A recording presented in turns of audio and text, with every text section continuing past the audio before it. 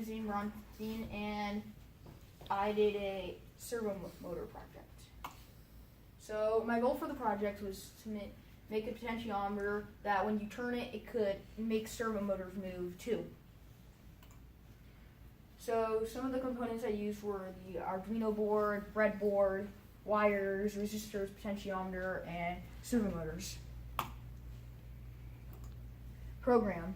So this line is importing the servo library, and these are just creating variables from the pins, and this is setting it's telling it that these variables are servos, like they're servo motors, and these are connecting the servo pins and these. So these, and it's going to do that twice.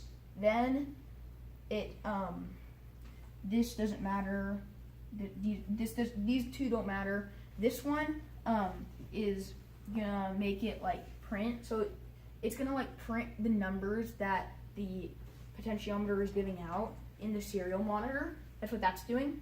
Then, well, that's kind of setting it up. Then this is gonna this is creating a variable called value, which is gonna read the value from the potentiometer, and this is gonna set value. So the normal potentiometer value goes from 0 to 1023, and it's going to change that from 0 to 180 because that's the value of the servo motor, and it's going to print them.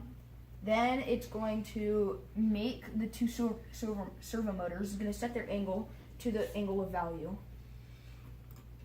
Then one of the problems I had was that the servo motors were not moving correctly. Like they were kind of moving like all over the place. So I fixed this by making the connections more stable in the breadboard, making sure all the cords are plugged in correctly. I'm not sure exactly how many times I tested it, but not that many. Then demo.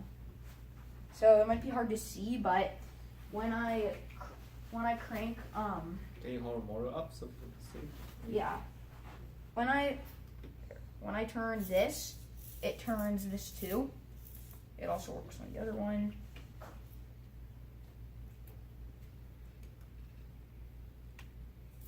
It does it on both of them at the same time.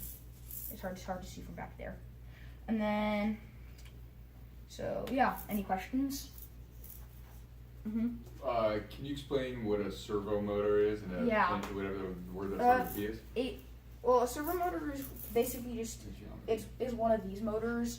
It's just a motor that can turn from 0 to 180 degrees. It can't go past 180 and it can't go below 0. What's the purpose of that type of motor? Oh, well, it's kind of for stuff like this and like, yeah. What's a potentiometer? Oh, that's like a little, it's like, it looks like this. It might be hard to see, but its values go from 0 to 1023 and you can turn it and its values will go up or down. So you can use that for a bunch of different stuff. How would you use it in real life? Like, would it be a computer part? Yeah. Any other questions? You can think it's like you're making like a human robot arms, something like that, right? Mm-hmm. You can make a potentiometer right here, right? When you move your arms, the robot arms was moving too. That's one of the applications that people use in real life. Mm-hmm. Okay. Any more questions? Thank you. Great.